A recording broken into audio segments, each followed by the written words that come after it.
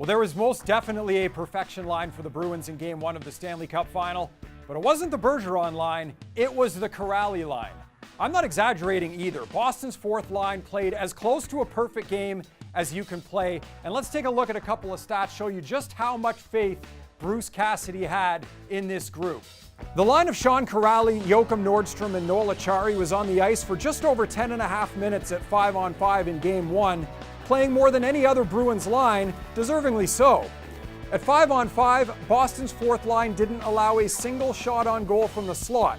They produced 3 of their own and outscored the opposition 2-0.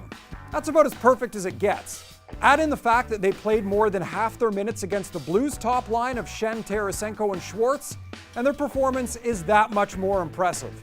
And the Bruins needed their fourth line to have the kind of game they did because their top line got smoked going head-to-head against the Blues' top group.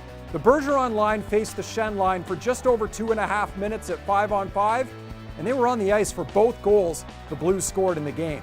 So Boston can be happy with the knowledge that they dominated most of the game despite the fact its top line was its worst. Imagine if they get going in Game 2.